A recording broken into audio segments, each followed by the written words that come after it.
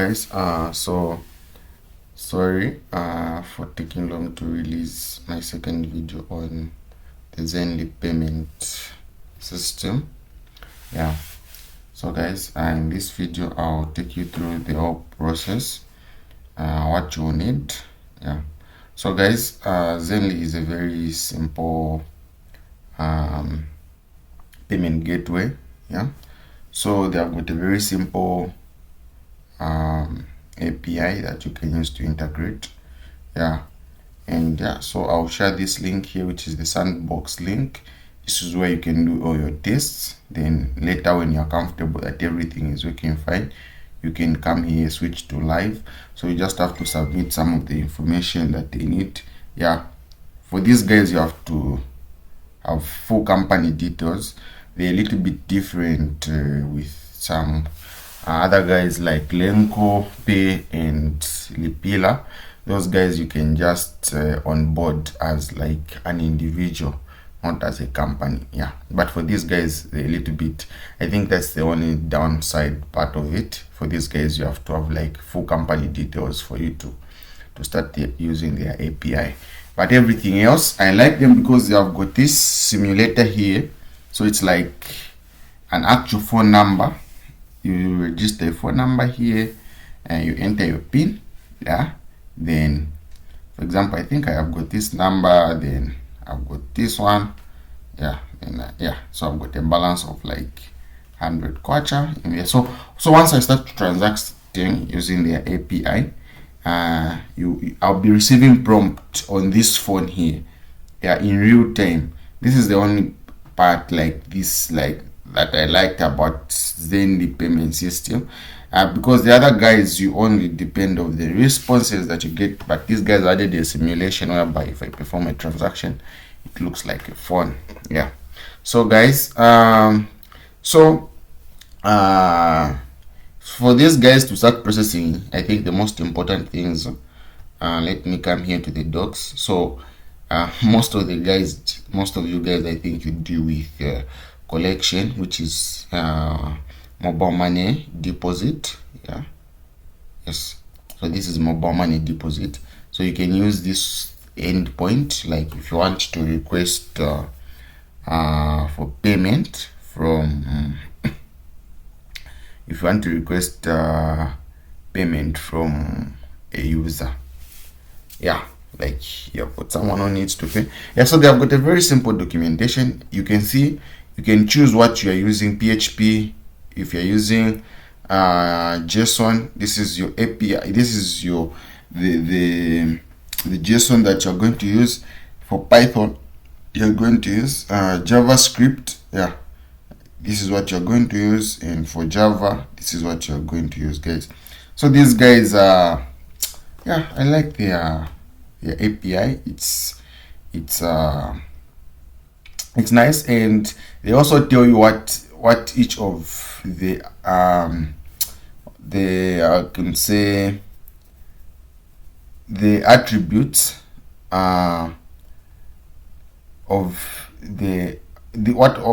what these attributes, or we can say keys, yeah, like JSON key value pairs. So yeah, you have a key, merchant ID, and yeah, API ID and API key. So API ID and API key, you get them from the settings here. Yeah, you get those. Yeah, then channel. A channel would be, maybe the transaction is for Airtel Money, or maybe it's for mobile. So this is why you indicate. Yeah. Yeah. Then here you just indicate the what's this? Like the main purpose of the transaction, and here you indicate the reference number, the amount, yeah, which is what you are asking from the user, and their number. So here on the sender ID, this is where we are going now to use this number here on the simulator. Is the one that we'll be using to test our transaction. This is where I love zynle, guys. Yeah, so for those of you like for me, what I do before I start writing any code, it's either I will use Postman, or in what's this, in your VS Code, you can download an extension called the Thunder Client. So what Thunder Client allows you to do is you can make it's more like Postman, and I think Postman is also now in VS Code. Let's try to search for an extension. So if you want to add an extension, you just come here. But I thought I saw something like Postman is now on. Yeah, you see, you now have Postman. I would love to install it. Yeah, but I like Thunder Client. It's lightweight, not very complicated, though. Sometimes if you exceed the number of requests, if you want to add the collection, they say that you have to subscribe, something like, that's how they also make money, guys. Yeah. So what I love to do, guys, I don't go straight into writing code. Yeah, what I do sometimes if I am testing APIs is just first to read out the API documentation, then I would get any tool like Postman. Yeah, and Postman, the good part, I'm sure all of you know, is that once you perform a test, like, you can also get code for that API. Yeah, that's the good part. Yeah, but now there's even ChatGPT, OpenAI. You can use all those things to move fast. Yeah. So here, request body, they tell you, okay, the sender ID, the sender of the message, merchant ID, a unique identifier for the merchant. So the merchant is you, the owner of the API. So all that information, you get it from the settings here, guys. Yeah. What else? What else should we talk about before we start testing? Yeah. Then, so in this lesson, guys, I'll just take you through like 3 main APIs, like the money deposit, then the payment status that you can use to track payment, and the balance check. Yeah. Then we'll also look at how to set up a callback URL. So as you can see, guys, so a callback URL is like so you have got this one, which is called payment status. Yeah, so like you make a payment and you want to check the status, like did the transaction work, did the transaction fail. Then the callback URL is an URL that you define on your server that you create. Then the server that you are sending to the request is going to respond back to that callback URL. It's more like you send a message to someone, then for them to send back to you, they need to have your number. Yeah, like for example, you send someone a message, or I'll give an example of a message. You're trying to alert them at all. Okay, I want you to do this for me. Yeah, then that person is not available, maybe, yeah, at that particular time, but when they come back, they'll find that message and they'll respond back to you. So that's the use case of a callback URL. So it's very nice. You can use it, for example, if someone makes a payment, then you want to check the status of the transactions, but instead of you sending a lot of requests to check the transaction status, this is done automatically. So once any action happens on the transaction, the callback URL, the callback, the server will send back a message to the callback URL on your server to say, oh, okay, this transaction was successful, this transaction is still pending, this transaction, something like that. Yeah, so that's the importance of the callback URL, guys. Yeah, but some people also prefer using the checking the status, but which is, I think it's not good, because you are going to write a loop that will continuously keep on checking your transaction to see if it was successful. Now imagine if that thing is going to take like 1 day, or maybe it's going to take 3 hours. That means your server will continuously keep on running. But if you have got a callback URL, you just send the request, then the server that side will respond back to the callback URL, your callback URL on your server. Yeah, so it's more like a communication between the two. Yeah, you send message to the server will also talk to you back through the callback URL. Yeah, so that's what you have to do, guys. Yeah, then once you receive the response, that's when you can perform other things you want to perform. Yeah, like now the transaction, you just update the transaction information, maybe to say this transaction is still pending, successful, was cancelled. Yeah, and if it was successful, you perform other tasks, like maybe to say you update the database to say someone has subscribed to a service. Yeah, something like that. Yeah. So guys, with that said, this is the API for Zynle. Yeah, so they have got this URL is for sandbox. Yeah, and this one is for production. So guys, their API is very simple. So like I told you, like these guys, what I do is when I have an API to test, so I'll just come on request. Okay, look at these guys, you have exceeded. Okay, I don't know if I can delete some. Okay, and I try to add, still they are refusing me. Let me try to look at Postman. It's asking me to sign in. Okay, and try to sign in. Open. Hopefully we get successful with what we want. I'll just okay, sign in with this guy. Sign in with Google.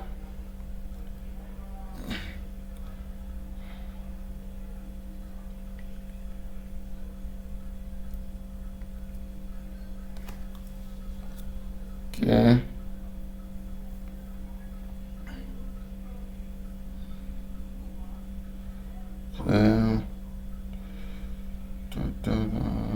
Okay, guys, Postman is set up. We can now perform our requests. So what I want is let me add another workspace. So again, it's going to open in the browser. It looks like this thing is connected to the cloud, so I just have to give it a minute, guys. Okay, I'll just say blank workspace. The name, what are we going to call it? We're going to call it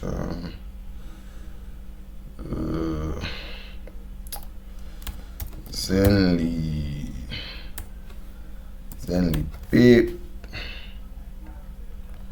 Look at the spelling correct. Zynle. It's supposed to be E. Zynle P. Let's create this thing. Yeah, we create that. Now if I go back to my project and I just come to Postman here, Postman, search. Okay, that's the one, guys. Okay, for now, okay, we just go straight into nothing for creating. So yeah, so guys, sorry for that. We come back to these guys. Okay, so if we look at the code here, for example, if we look at this guy, so definitely we know that the request is going to be a post request because we're trying to send information to the server, and we have been told that the URL is this. Okay, we put that. Okay, okay, then it says this is the JSON that we use. Okay, we come to our body, and we know that it is raw. Okay, we just paste that here, and here we have to change from text to JSON. Okay, so the merchant ID, the API ID, the API key, the channel, and the method. Okay, so guys, I'll just pause the video a little bit. Anyway, I can even get this information. I will later change it. Yeah, so I can just come here because this is a test environment. Yeah, but in the normal case, you shouldn't share your API keys. Okay, so guys, we just have to come here. So this is our merchant code. We get our merchant code. Yeah, merchant ID, which is this. We get the API ID, which is this. Put it here. We put it here. We get the API key, which is this. Okay, which is that. Okay, so guys, so reference number, I'll just use one of these. I'll just cut somewhere here, and we can use the same guy on the reference, but you can have like something that will be generating reference numbers on your server. Yeah, then okay, this is nice. Then guys, this is the part I like about Zynle. So this is the number, okay, that we'll use for testing. Okay, so you can set up any number of your choice. This is just used for testing. So we are saying 09711369778 or 971136978. Okay, then what we need to do here, guys, is so here instead of Momo, we can say the channel will be Airtel. Okay, Airtel, because we're using Airtel. Then yeah, I think we are done. Let's try, give it a try. Okay, boom. See guys, why I like Zynle.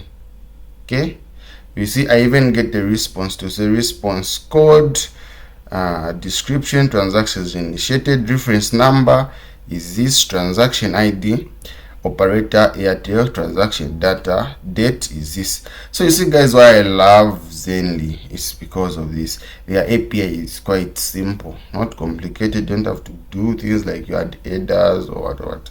No. So guys, here is where the magic is. Okay, so here I can just put my pin, like maybe 555. Okay, I just click OK. Yeah, wrong pin. Oh, so that transaction, it has failed. You know, I put my pin, I've remembered. Yeah, so when you're setting up the simulator, guys, it's going to ask you to insert a pin. Okay, so let's just try to send another request here. Okay, oh, this should fail because I think we're using the same transaction ID. Did this work out? Okay, let's try to change our transaction ID to that.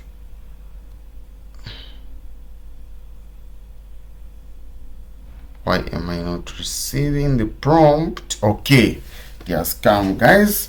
Yeah, it has come now. So my pin, I think, should be 1 2 3 4. If I just click on send, okay, transaction completed, and we asked for a 1 kwacha, and they have detected 1 kwacha in this simulation app.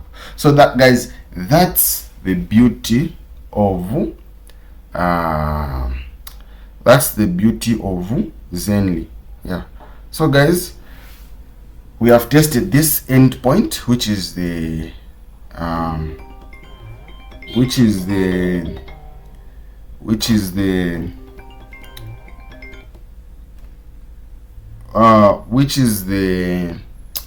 transactions endpoint for requesting payments from our clients. Now let's check how we can fetch the transaction status. Okay, yeah. So our next API will be how can we test, how can we get the transaction status. Yeah. So guys, what we do is we come back here and we just do this. Come out from here, we come back to API docs. We are looking at mobile money payment status. So this should be a GET request because we're just trying to retrieve information from the server. So we come here, guys. We are looking for postman new API. Okay, this should be a GET. So guys, remember, it's the same thing. We're using the test URL you put there. Then okay, what does this guy require? Let's go to the JSON.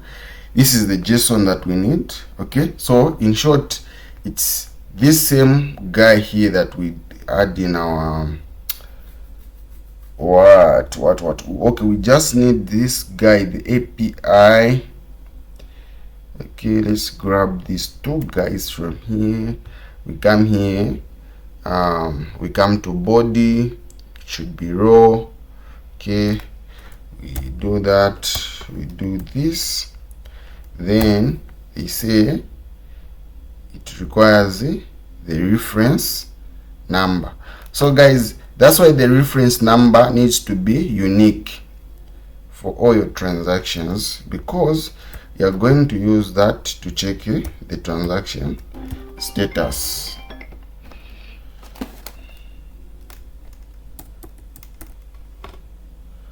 Reference number.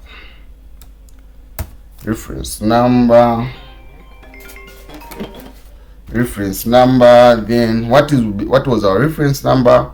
So our reference number was this. Okay guys, was this. We just have to put this here. Okay, after we do that, remember this should be JSON, so you just do that. Let's try to send this request. We try to send. Okay, why did we get that? Oh, should be a post. Yeah, trying to send some information to the server. Yeah, because we're passing some JSON, so it should be, so it says method not allowed. Okay, boom, now we are done. You see response says response code 100, message successful, reference number is that. Now for that transaction that failed, let's try to remove the 9, I think. Okay, if we send can't determine status transaction, try again after 60 seconds. Yeah, so this is for this transaction. Yeah, so guys, you see how simple this API is. We are almost done with everything that you need. We have tested the deposit, which is the API you use to request for information, to request for a payment from your client. Then we have also tested this endpoint for checking your status. Okay, then I talked about us looking at the callback URL, which is the URL that Zynle will be using to send some information back to us. So guys, I'll cover that in the next video, where I'll set up like a server or Node.js server, then we'll put all these endpoints into our server. So we're going to have 3 endpoints: the one for getting balance, requesting payment, and the callback URL, so that we appreciate how the callback URL is. But at least I've shown you guys. With this, you can go on and start implementing the API for Zynle into your applications. Yeah, so just follow what I've told you guys. Then for the API ID and API key and the merchant code, yeah, like as you can see guys, so don't use the same numbers that I'm using, because as you can see here guys, if I just come to APIs and I just click on regenerate here, okay, you see everything has been regenerated. Okay, if I try to hey, I don't know why it's if I just change back to my 9, it should fail. Okay. Oh, it's working. Let's try with to make another request. Okay, says wrong API credentials, guys. So if you try to use these APIs that I'm using here, you will fail, because I'll regenerate new ones here. Yeah, so even if I've shown you it's fine, I will still regenerate those API endpoints. So guys, in our next lesson, we are going to set up a Node.js server, and we're going to look at how we can do the callback URL, and yeah, maybe we'll look at how we can, yeah, we are going to cover a lot of things, like how we are going to expose our callback URL to an HTTPS URL like this one, yeah, using ngrok. Yeah, if you're a developer, I'm sure you know this too. Yeah, shalom guys, God bless you. Like and share my videos so that a lot of people can learn. I'll be doing a lot of testing. If I see the response is good, I'll test a lot of payment systems, payment gateways that we have in Zambia, Lenko. I can even do Stripe, yeah, for cards, so that you can be processing international payments.